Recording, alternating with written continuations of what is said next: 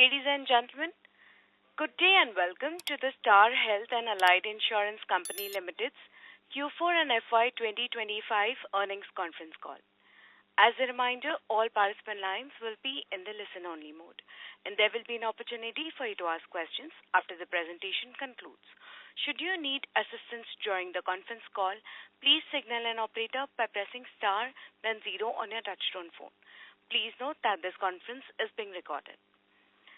I now hand the conference over to Mr. Pranay Premkumar from Adfactors PR Investor Relations team.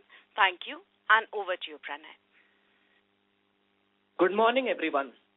From the senior management, we have with us Mr. Anand Roy, Managing Director and Chief Executive Officer, Mr. Nilesh Kambli, Chief Financial Officer, Mr. Anish Srivastava, Chief Investment Officer, Mr. Amitabh Jain, Chief Operating Officer, Mr. Himanshu Walia, Chief Marketing Officer, and Mr. Aditya Biani, Chief Strategy and Investor Relations Officer.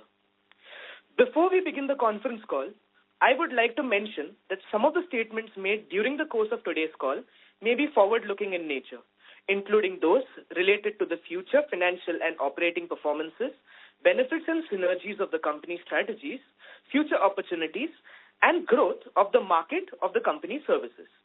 Further, I would like to mention that some of the statements made in today's conference may involve risks and uncertainties. Thank you, and over to you, Mr. Anand Roy. Thank you so much, and good morning to all of you. Thank you for joining the Star Health Insurance earnings call.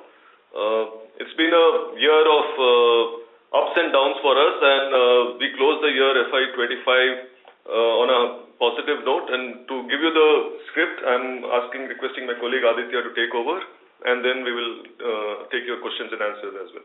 Thank you. Thank you, Anand. Good morning, everyone, and thank you for joining us on our Q4 and FY25 earnings call. Firstly, wishing everyone a very happy Akshay Tritiya. We closed financial year 25 by further strengthening our position as India's largest standalone health insurer. We continue to lead decisively in the retail health insurance segment, commanding a 33% market share, nearly 3 times that of our nearest competitor as per GI Council data. This performance underscores our clear and consistent leadership in retail health, a segment that remains a primary growth engine for the health insurance industry. Our deep domain expertise in indemnity products, combined with our strong distribution network and digital-first approach, reinforces our position as the preferred partner for customers seeking comprehensive health coverage. In FY25, India's general insurance industry reported a 6.2% growth in GDPI year-on-year. Health insurance segment remained the largest segment within the general insurance industry, with total premium reaching 1.18 lakh crore in FY25, marking a 9% increase from last year. Retail health insurance segment recorded the fastest growth, expanding by 12% to 47,000 odd crores, accounting for 40% of the total health insurance premiums. In FY25, the insurance sector has embarked on a path of comprehensive reforms aimed at realizing the goal of insurance for all by 2047. The introduction of the Master Circular has emphasized customer centricity, aiming to improve transparency, simplify insurance products, and standardize claims processes. These initiatives are designed to foster greater trust and accessibility for policyholders. Complementing these regulatory strides, the Union Budget 2025 has introduced pivotal reforms to fortify the insurance sector. The FDI cap in insurance has increased from 74% to 100%, a move anticipated to attract global capital and expertise.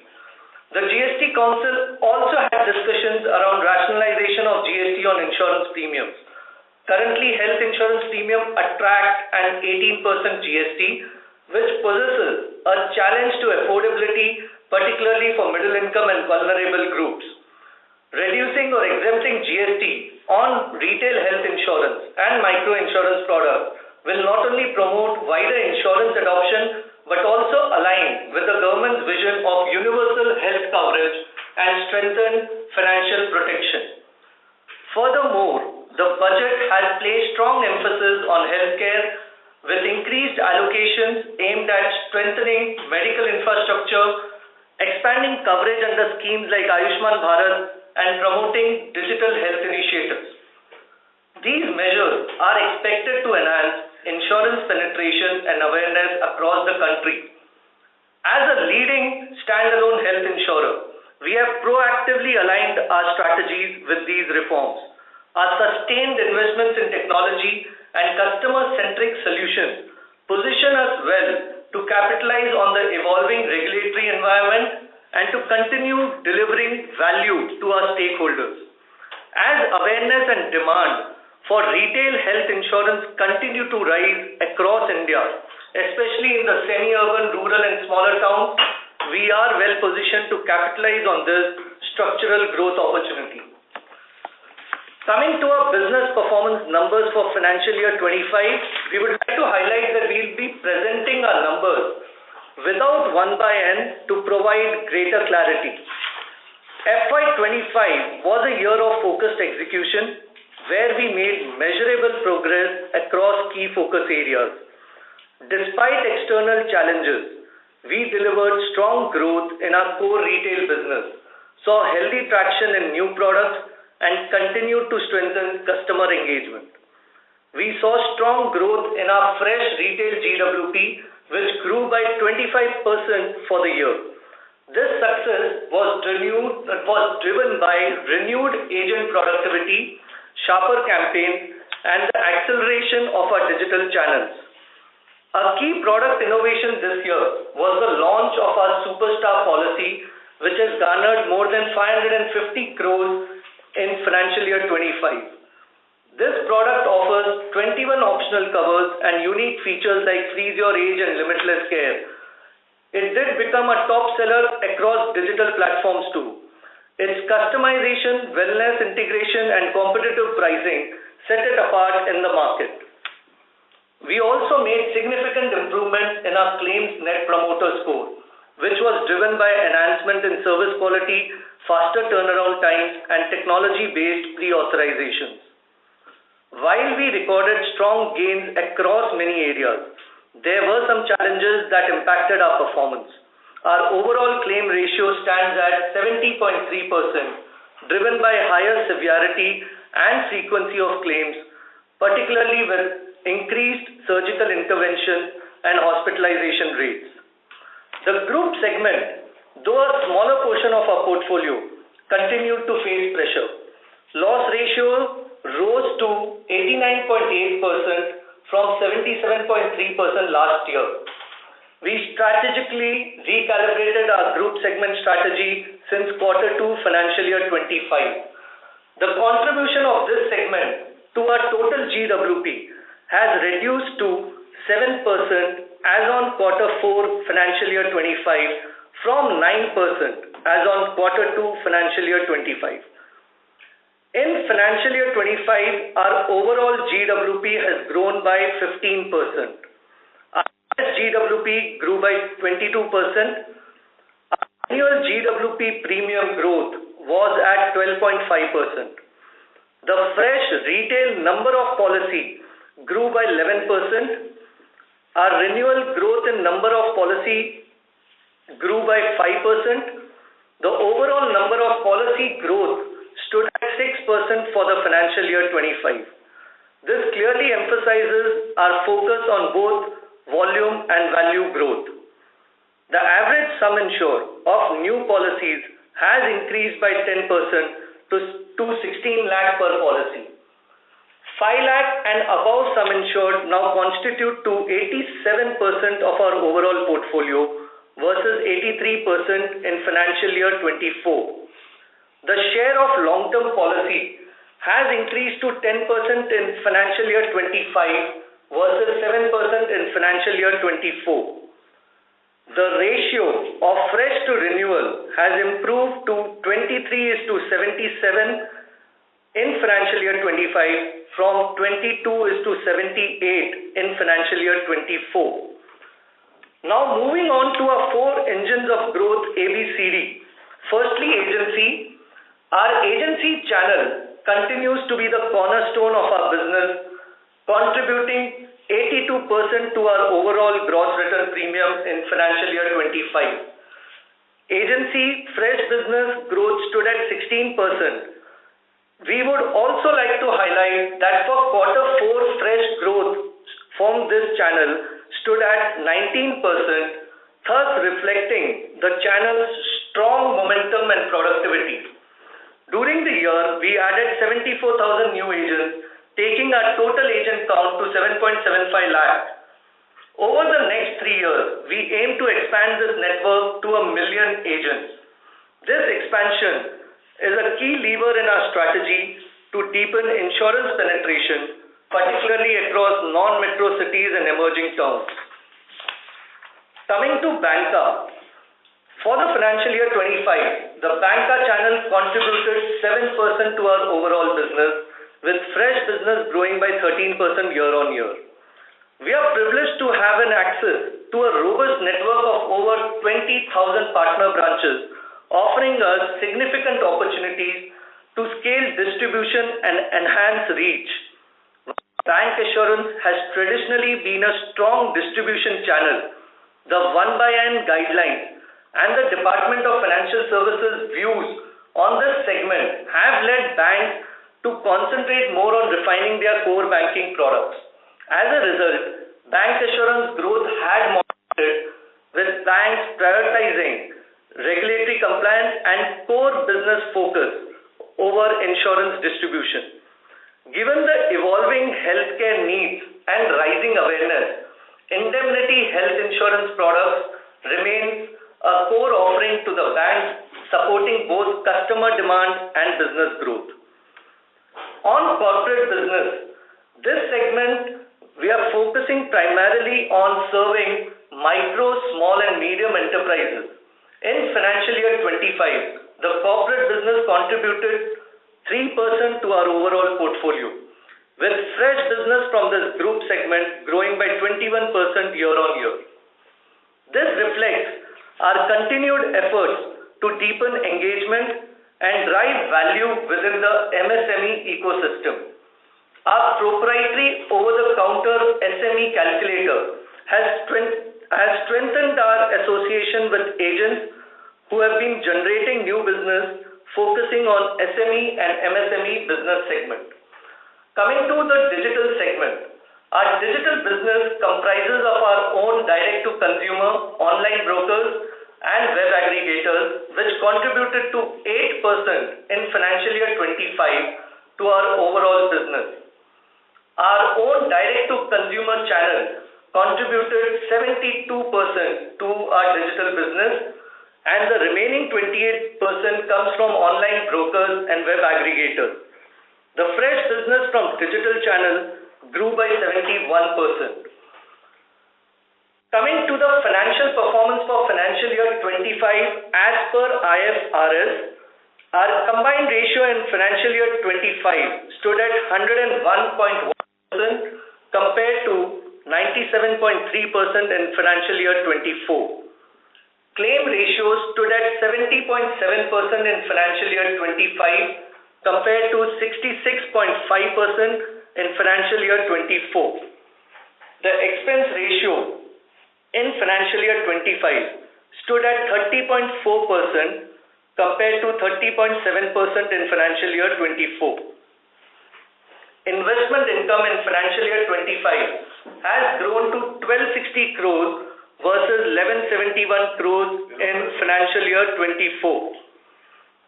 The yield for financial year 25 stood at 7.7%. Our investment assets have grown by 15.5% and has reached 17,898 crore in financial year 25. For financial year 25, our profit before tax stood at 1,054 crore versus 1,480 crore in financial year 24. Our PAT for financial year 25 stood at 787 crore compared to 1103 crore in financial year 24. Our ROE for financial year 25 stood at 9.5%. Solvency of the company as on March 31st, 2025 was 2.21 times compared to the regulatory requirement of 1.5 times. I would just like to highlight some key highlights for financial year 25. We launched India's first health insurance policy in Braille, making protection more accessible for the visually impaired. Star was rated as India's most sustainable insurer in S&P Global's 2024 assessment with an ESG score of 53 for financial year 24. Our NPS company score stands at 54 for financial year 25 versus 42 in financial year 24. Our claims NPS stands at 55 for financial year 25 versus 47 in financial year 24. In terms of claims amount, our cashless claims lesser than 3 hours is 96% in financial year 25. Our claim rejection has come down to 10% in financial year 25 versus 13% in financial year 24. We have been consistently increasing our engagement with customers on prevention and wellness. Our preventive health checks have increased by 48% in financial year 25. Our home healthcare initiative expanded to 156 cities, helping reduce hospitalization and lowering treatment cost. This is another step in making healthcare more accessible and affordable for our customers. We continue to yield savings in terms of claims outgo due to our anti-fraud digital initiatives, which are proprietary to Star Health. In terms of savings, we are able to attribute 2.6% to the claims outgo. Our app has seen strong traction with total downloads reaching 1 crore as of financial year 25, up from 57 lakh in financial year 24. Our substantial investments in technology and automation enables us to achieve industry-leading metrics for low operating costs and exceptional customer experience. We also took repricing on 6 products this financial year 25, constituting to around 60% of our portfolio.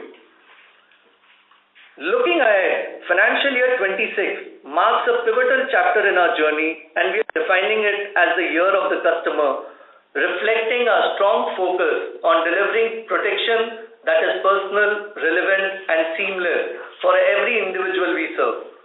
Our roadmap is built on 3 strategic pillars. First is profitable growth, driven by sharp underwriting, focus on high return markets, and stricter pricing discipline. Smarter cohort-based pricing and deeper actuarial insights will help us balance margin expansion with affordability. Second is customer-centric innovation. We will introduce tailored products for Gen Z, early earners, seniors, and underserved geographies, designed around life stage needs, health trends, and regional insights. Third is digital-first execution. Financial year 26 will bring a more seamless digital experience with real-time claims, AI-led pre-authorization, and robust self-service on our app.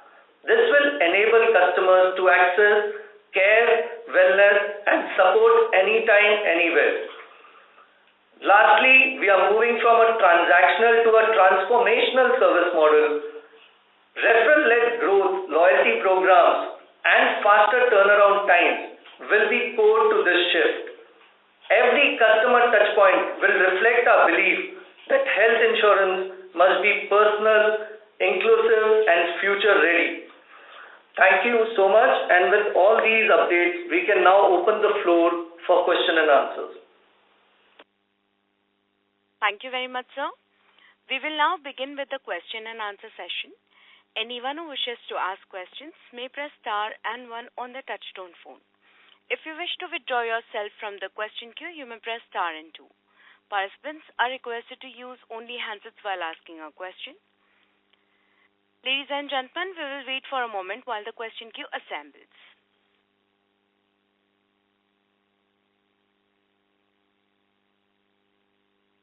The first question is from the line of Shreya Shivani from CLSA. Please go ahead. Yeah, hi. Thank you and good morning, everybody. So my first question is on the claims. I was also looking at the outstanding claims reserve and the IBNR reserves. I mean, the combined number that you give out in the 4Q result. That as a percentage of the claims paid is now 14%. This number used to be about 11-12% earlier. So I wanted to understand, have we billed, because I don't have the breakup of IBNR reserves, so have we billed higher IBNR reserves? Are we concerned about more claims coming through, and does that mean that any improvement in loss ratio in the coming years is under a question right now? I mean, how much can 70.3 move to in FY26 and 27? Some idea on that would be useful. Second, I wanted to get an update from you on the common empanelment that GIC Council was working on. There was a media article recently that it's progressed a bit. If you can help us understand how that's moving and how much benefit can it give to us. And third, if you can help me understand, the IFRS ROE is lesser than the IGAP ROE, and I'm guessing it's because the deferred acquisition cost got impacted by the long-term regulation on long-term policy. But if you can help us understand that maths as well, it will be useful. Thank you. Hi Shreya, Amitabh here. Yes, we've seen an elevated frequency and severity that we observed in Q3 also. It's largely led by carcinoma, obstetrics and gynec cases. So the preference for hospitalization over conservative treatments, aided by easier access, availability, early screenings, and of course the cashless availability is all playing their role. So that is one of the reasons why we see those loss ratios. Yes, we have strengthened our reserves this quarter, and that's we don't have to go by one particular quarter. This business is not about quarterly numbers. It's annual business. It's in fact more than annual. It can be a business which corrects over a period of time. So we are seeing some of those trends, and we are ensuring that we have healthy reserves to meet any exigency. On the GI Council common empanelment,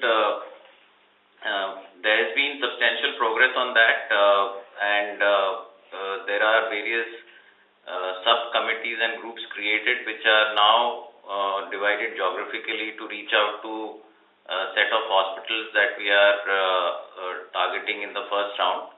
And substantive talks have happened at various levels, and we are seeing some early signs of some breakthroughs. I wouldn't want to add further to that at this point in time, and the GI Council spokesperson would be the right person to talk about that.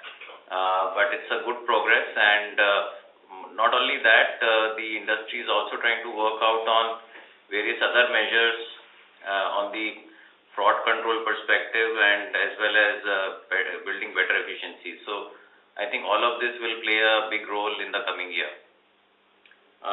On the ROE question, I would request Nilesh to respond. So, Shreya, on the ROE part, it is largely like marginal reduction was because when it comes to IFRS, the mark to market on the investment portfolio is also considered. So there was a slight decline, in Q4, which had resulted in lower ROE in IFRS compared to Indian GAAP.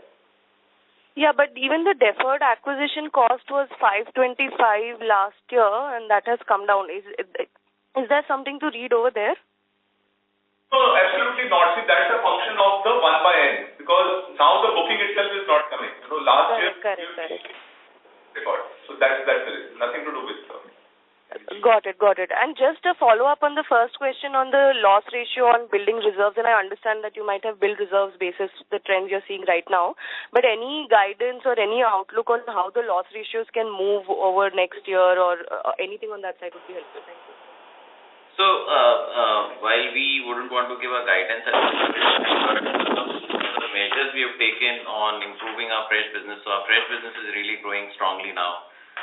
We've done pricing corrections on the retail side at more than 60% of our portfolio. We've done pricing corrections on our banca portfolio as well, in the range of 20 to 40%. And along with that, we've taken a lot of measures on micro-segmenting our markets, focusing on profitable markets, ensuring that we are picking up risks, more prudently. So some of those measures will also play out because underwriting efficiencies build over a period of time. On the claim side, what we have done is that now we have digitized more than 50% of our hospital billings, and those efficiencies will start to flow in. Also, we are undertaking a complete transformation of our core claim system, which will happen by Q2. That will help us, again, better efficiencies in claims processing, preventing leakage, and better fraud control.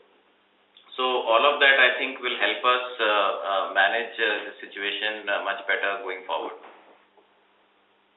Okay, and so you said 20 to 40% price hike, is it? I'm sorry to interrupt you. I would request you to rejoin the queue for follow-up questions. There are others waiting. Thank you so much. Ladies and gentlemen, in order to ensure that the management will be able to address questions from all the participants in the conference, kindly limit your questions to 2 per participant. Should you have a follow-up question, please rejoin the queue. Thank you. The next question is from the line of Krishnan ASV from HDFC Securities. Please go ahead. Hi. Very good morning. This has been an extremely disappointing performance, but I just wanted to understand kind of what you answered to the previous query as well. You said 20 to 40% hike. You have taken price corrections in the agency portfolio, in the banca portfolio, and this 70% loss ratio is despite all of that. You've been taking price corrections for nearly 2.5 years now, starting from the family floater. I just want to understand how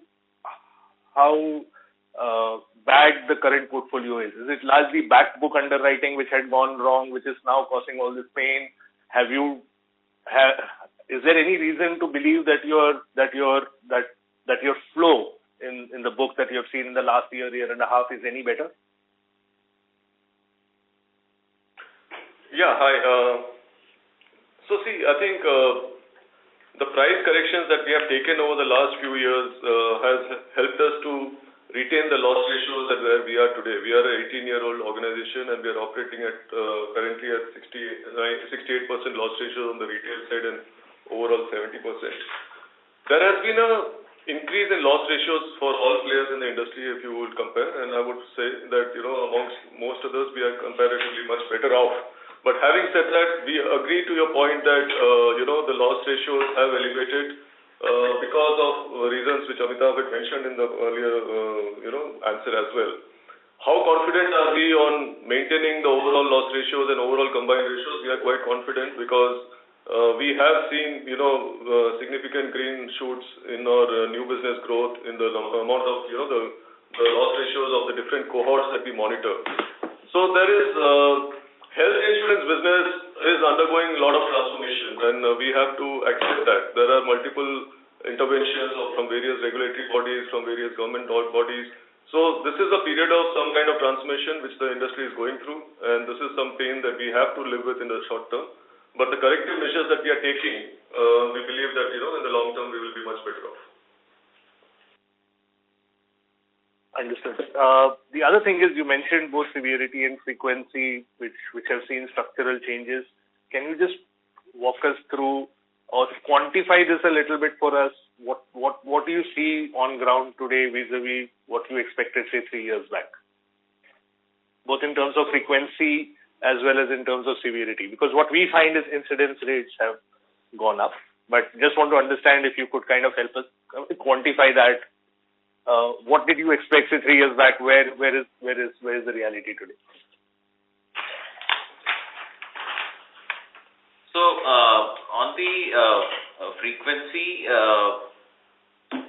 the increase is while still in single digits, but it is closer to 10%. I mean, less on the higher side of the single digits, and that's why that's a bit of a increasing trend than what we have earlier observed in the previous year. So I wouldn't be able to comment exactly on 3 years, but used to see not more than 3 to 4% increases in frequency earlier. So that's a change. And on severity, yes, while the market continues to see medical inflation at 15% plus, but we are holding that to well below 10% as of now. And in fact, ours would be one of the better controlled book as far as medical inflation is concerned. I'm sorry to interrupt you. I find that this is a misconception. I don't think anybody in the industry is close to 15%. Whether it's a listed company, whether it's an unlisted company, whether it's a TPA, listed TPA, all of them are actually claiming that medical inflation is actually in mid-single digits, right? So I can't understand this misconception around why you believe the industry is at 15% and you are doing any better. No, so medical inflation in terms of what the industry is maintaining versus what we see actually happening in the hospitals. That's what I'm talking about. Any published number on medical inflation, if you come across, it talks about anywhere between 10 to 15%. I'm not commenting on what the insurance industry is maintaining it. Obviously, all the players are doing their bit to keep it at sustainable levels. Okay, so you're saying severity is not a big problem. At least Star Health has controlled severity far better than the industry. That's your assumption today. It is not to the levels that we want to. Obviously, that's why we are not seeing the impact that we want to see on the loss ratios, right? So I'm not saying that it is at a level that we want, but it is much lower than what the overall industry trends are. Even within the industry, I think while you are saying, and I'm going by what you are stating, but in terms of our numbers, I think we are maintaining at a number which is better than most other players. Thank you. I do have a suggestion, if you don't mind, a constructive suggestion. When things do go wrong, I think it's better not to play smoke and mirrors. You might as well own up. I think the deck doesn't help. Unfortunately, whatever changes you have done in the deck doesn't really help. I think you probably should be upfront because you are the market leader. It helps when you own up where things went wrong. Thanks. Thank you. We'll take the next question from the line of Dipanjan Ghosh from Citigroup. Please go ahead. Hi. Hello. Am I audible? Yes, sir. Please proceed. Just a few questions from my side. First, obviously, when you took the price hike first time around, I think the quantum was high. Obviously, it led to adverse selection in hindsight after 24 months almost. So now, given that you have been taking price hikes for the past 5 to 6 months, just wanted to get some sense of the quality of persistency now. In terms of over the last few months, where the cohorts you have taken price hikes, you would have done some analysis of the customers who have been retained versus those who have broadly faded out. So just some qualitative color on the cohort that remains with you versus the trends that you saw in FHO once you had taken the price hike for the first time versus this time around. And second, what would be the policy persistency levels after the price hike? The second question would be, on this entire rise in claims ratio for FY25, if you can split it between FHO and non-FHO. We'll get the data in the disclosures, but it would be great if you can kind of split that up. And two more small data keeping questions. One, given that now your new business growth has revived, would you be categorical in explaining the gap between less than 3 or 4 year bucket claims ratio versus more than that? That will give us some color in terms of how to extrapolate this new business growth to claims ratio trajectory. And lastly, on the claims frequency, what would be for you guys? You quoted that it has been increasing at 5-6%, but what would be the annualized number? So on the persistency, let me just take that question first.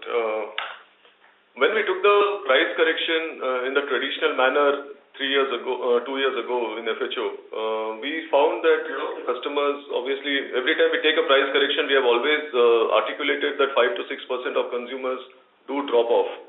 Now, who are these consumers that dropped off earlier and who are the consumers that drop off now in the latest manner in which we have taken the price correction? There's a big difference that we are noticing.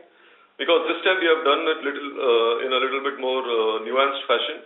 where we have given discounts to customers who have had better claims experience. So we are seeing a much better persistency on consumers who have not made claims because their price corrections have not been that much higher. So I would say that the FHO price correction last time was this time we are seeing much better results as far as underwriting standards are concerned. As far as the loss ratio of FHO is concerned, it continues to be on the higher end of closer to 80-odd%, and we hope that with this price correction, that will come down by 2 to 3 percentages. So we have to understand that every price correction that we take actually takes 12 months for it to fully get reflected on the books of the company, and only then the whole NEP earnings comes in, and then the future months reflect the loss ratios of that particular book. So it is a long process, but it is something that we have to be more proactive, and that's why when we made our opening remarks, we have told you that we have taken price revisions in almost 60% of our products, and we expect that given the way the industry and the markets, and also to some extent the guidance we have been receiving from the regulator, we will be taking a soft annual price increase to keep up with the medical inflation that we notice on our books. On the claims frequency, I think Amitabh, if you want to add to that. So as I told you in the last question, basically we are experiencing higher frequencies, and the annual increase is upwards of 7% in frequency. And that's primarily led by, as I told earlier, movement from secondary to tertiary care hospitals, also more preference for hospitalization vis-a-vis conservative treatments, more accessibility and screenings happening. We have seen a lot of increase in cancer frequency because early screenings are happening now. So some of those trends have come in, and obviously that will take its time to settle in and as a new sort of benchmark for us to price, because all of these, when they show up in the data, and actuarial methods kind of go through those trends and then build that as part of our pricing. So some of those corrections happen with time, and we hope that that will settle at a level where we can sustain it at this pricing and the new future pricing corrections. I'm sorry, the question on claims ratio in the newer cohorts of less than 3-4 years versus others, what would be the gap? And has that materially changed? Dipanjan, we will take this question offline on the fresh and the renewal vintage loss ratios. Sure. Thank you, and all the best. Thank you. The next question is from the line of Prayesh Jain from Motilal Oswal. Please go ahead. Hi, good morning. Just trying to connect the dots out here. You had taken a family health Optima price hike of 25% a couple of years back, and at that time we were told that the benefit of that will start flowing in a year's time, and while we haven't seen those benefits any time. Now you are saying that you've taken a price hike, and over and above that you would be giving discount to good customers. So from a claims loss ratio perspective, does even the current price hike benefit us in any form in the terms of loss ratio going ahead?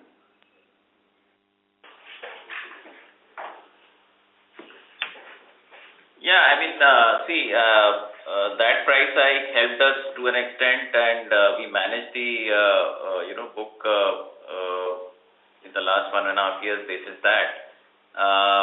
What we realized is that the way some of the price hikes are happening also leads to challenges in retentions of good risks which are non-claiming customers. So that's why there's an importance to have cohort-based pricing where you can incentivize non-claimants, and that's what we have done in the recent change that we did.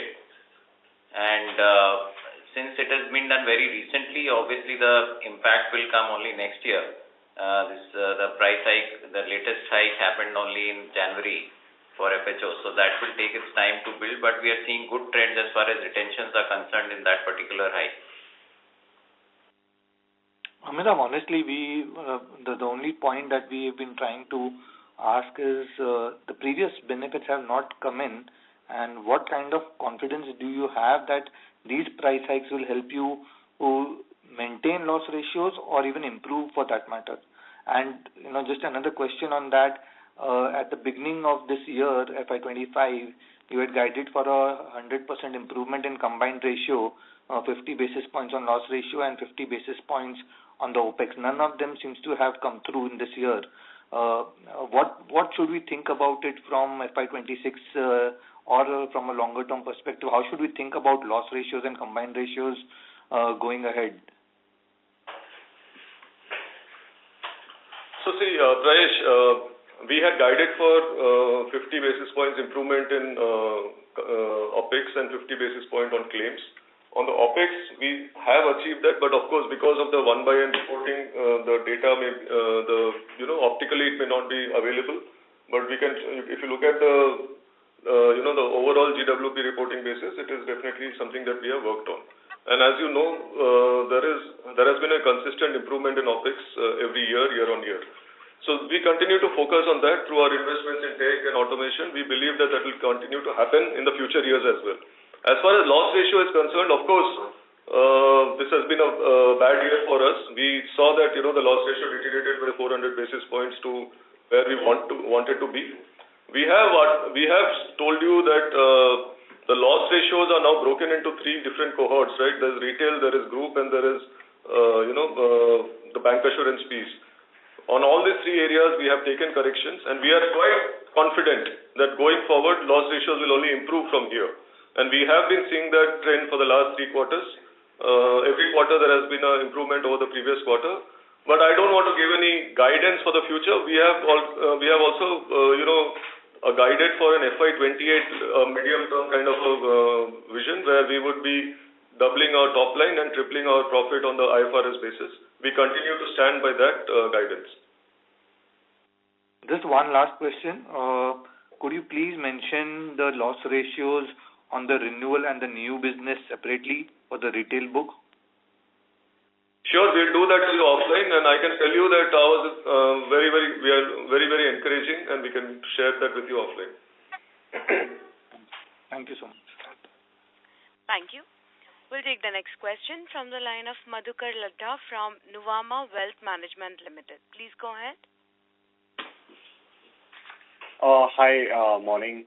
So, just on the loss ratio, they continue to be elevated, and even from a 9 months to a full year, the loss ratios have only increased. So, up 9 months, this was about 340 basis points, and now it's again up to sort of 380 basis points. On a year-over-year basis, when should this trend start looking better, where this is actually sort of coming off? And in the group business especially, there should be some, the group business should be an easier fix. So their loss ratios are elevated. So what sort of improvement can we build, at least on the group side?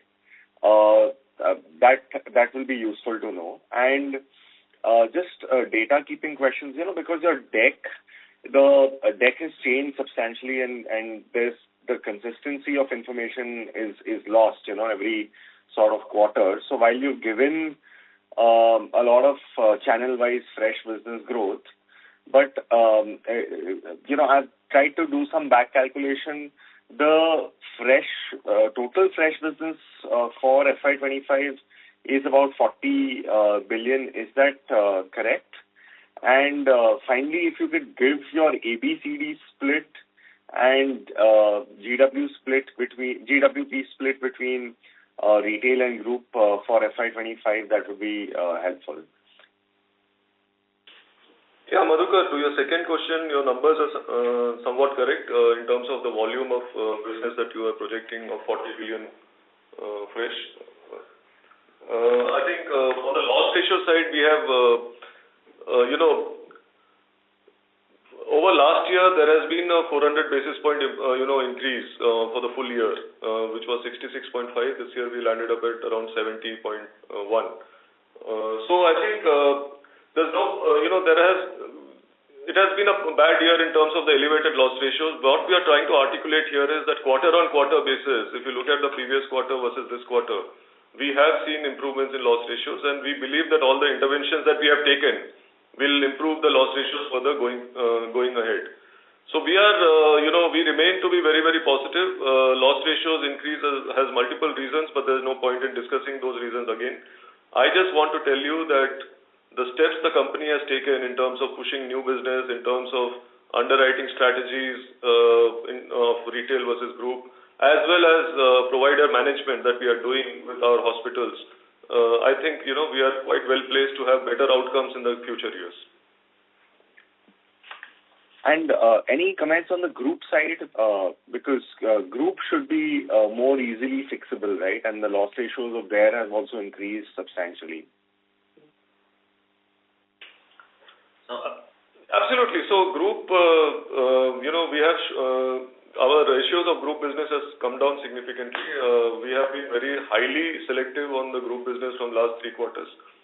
And loss ratios will come down on that since we are writing better business and being very, very selective about it.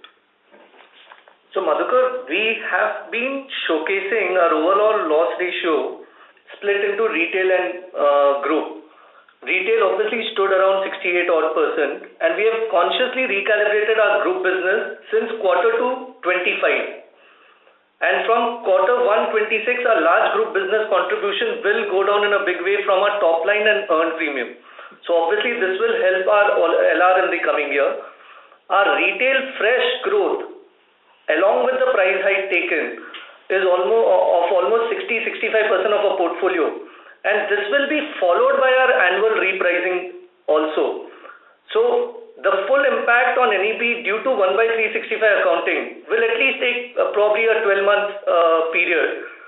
But we are very confident that all the proactive actions which we have taken in the last 6 months will show good results in the coming days. Our fresh growth has been very encouraging and that also will be a very big point. Coming to the retail and group split, just in Q4, our retail contribution to the total premium was 95% and the group was only 5%. And what is that number for the full year? Sir, I'm sorry to interrupt you. I would request you to rejoin the queue for follow-ups, please. Thank you. We'll take the next question from the line of Avinash Singh from Emkay Global. Please go ahead. Yeah, hi. Good morning. Thanks for the opportunity. The question is more, I would say, broader level. I mean, if we see again, I am going back to the pre-COVID era to now almost 5 odd years.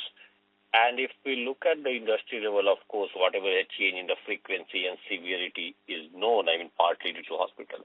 Now, my question is very kind of a basic. Now, if we see even not your peers also, when the sort of a growth slows down, there is a reasonable spike in claims cost and the claims ratios have been going upward. Now, in this, all this changes in frequency and severity, I mean, is there a fundamental shift? I mean, because at the end of the day, even retail or group, it is all about the healthcare cost of frequency and severity. Is there a fundamental change that you are witnessing in population cohort in terms of, the lifestyle or chronic diseases? I mean, how has been a medium-term trend, a pre-COVID, post-COVID? I mean, are these spikes led by, say, a typical your dengue, malaria, or chikungunya kind of a thing that is seeing an extreme rise? Or is it that, a cardiac care, cancer care, these kind of a lifestyle or chronic diseases? Because the both will kind of have a different repercussion and pricing impact. If there is a kind of a structural change in a morbidity profile of your cohort, whether due to the pollution or whatever, if there is a kind of the outcomes in or frequency in cardiac, cancer, and all these life-threatening diseases, lifestyle diseases increasing, then probably this is going to be a chicken and egg scenario where price hike and still claims expectation, claims experience worsening. So what has been, was if you analyze the data over 5 years, because of course you are the largest one, what kind of a thing, or which bucket of the morbidity has seen a bigger change? I mean, is it a chronic diseases, or it is just some spike coming just because of some incidences of the summer heat or chikungunya, the dengue kind of a thing? Thanks. So for the quarter, if you're talking about, we've seen more incidents on the surgical interventions, not so much on the medical. And for the year also, while there's been increase both on medical and surgical, but we've seen a larger increase on the surgical incidences. And this is led by more of cancer, gynec, obstetrics, and urological issues. Whether it's a structural change or not, we will come to know only with some passage of time, because we are still observing some building up and trend changes. So whether it is reset to a new normal is something that we'll know. And usually actuarial pricing is based on trends over a period of time, and that's what it takes into account when we do any repricing of a portfolio. So whatever changes in frequency or severity that happens, that is generally accounted for in all pricing changes that we undertake. Now, sometimes there could be some surprises in that when the expected frequencies go up more than the actually estimated while pricing the product. So that could be one of the issues. But largely, whenever a reset happens, mostly it settles down in a year or two. Generally, that's the trend. We will continue to monitor this very closely and ensure that we are taking adequate precautions on both sides. One, on the underwriting side, as we said, we continue to focus to ensure that we are micro-segmenting our risk. We are focusing on the profitable cohorts, taking due precautions in whatever we underwrite. On the other side, as I said, we continue to negotiate and ensure that we get the best pricing arrangements at the hospitals, and ensure that our ability to leverage on claims analytics with all our data, all our last 18 years of understanding of this business helps us stay ahead. So that's what the effort is. So, Avinash, just to add to that, to what Amitabh said, we have to understand that health insurance is a business that is almost, it is not it's not a optional business anymore. Not an optional coverage anymore. People have to buy health insurance, and we are glad that that kind of understanding has come into the population. And more and more awareness, more and more, people are coming forward to buy health insurance, and that's why all health insurance companies continue to grow. Now, how can this growth be profitable, and how can this growth be, sustainable is something that we have, that is the challenge we are facing for the last 2 years. But yes, people buy health insurance because they want to go for higher quality of treatment, and there are multiple studies which shows that people who have health insurance have better health outcomes in the long run. It's because obviously they seek timely treatment, which otherwise they would not have. So I think it is something that is evolving. What we would like to tell you is that we are studying these trends, and we are definitely pricing products and restructuring our underwriting to make sure that we stay ahead of the curve and not play a catch-up game at all times. Yeah. Okay, thank you. Thank you. The next question is from the line of Varun from Kotak Securities. Please go ahead.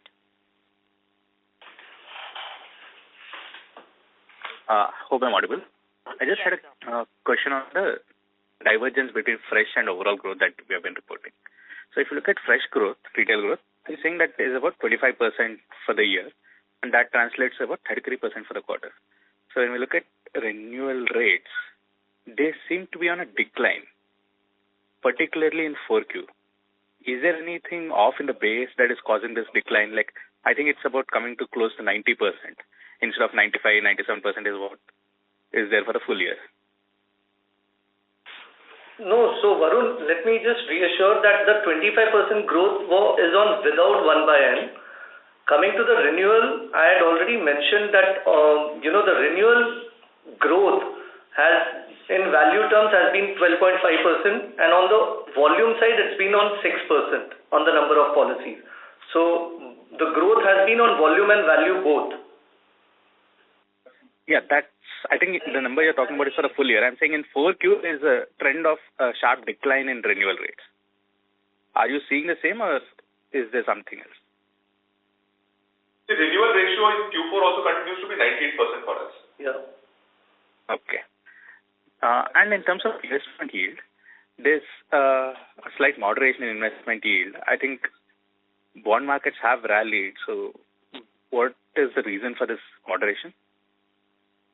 Hi, Varun. This is Anish here.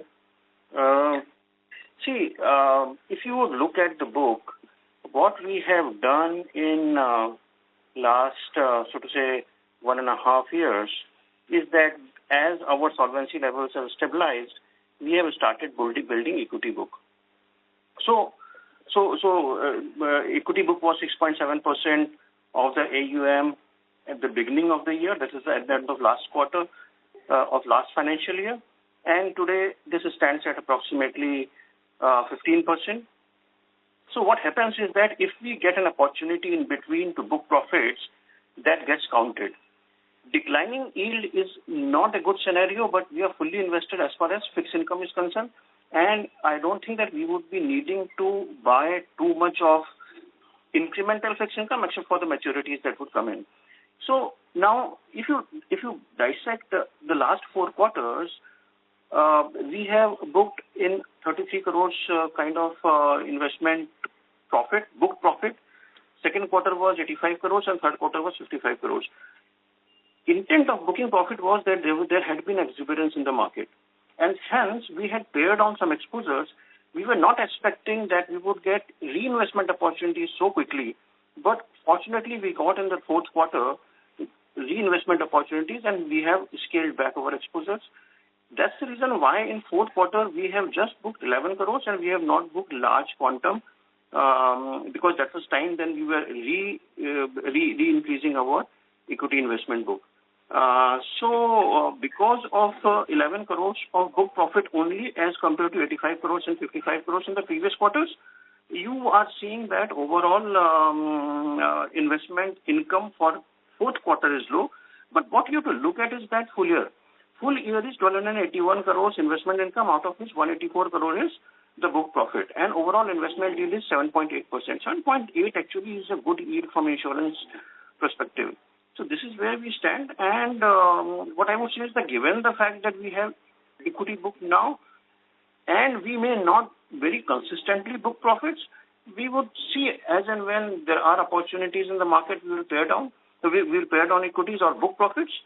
Else, there may be some variability. But from the fixed income perspective, I don't think that there would be any variability. 15% of the portfolio would be a function of how market behaves. So that's the reason why you are seeing this, a relatively lower income as compared to the previous quarters. But if you look at 7.8% kind of a yield, this is, I think, the highest in last 4 years.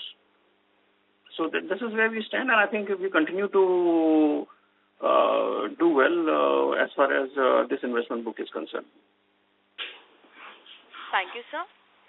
Ladies and gentlemen, due to time constraint, that was the last question for today. I would now like to hand the conference over to Mr. Nilesh Kambli for closing comments. Thank you, and over to you, sir. Thank you everyone for joining the call early morning. We are geared up and confident for a profitable FY26. Thank you very much. Thank you, members of the management. On behalf of Star Health and Allied Insurance Company Limited, that concludes this conference.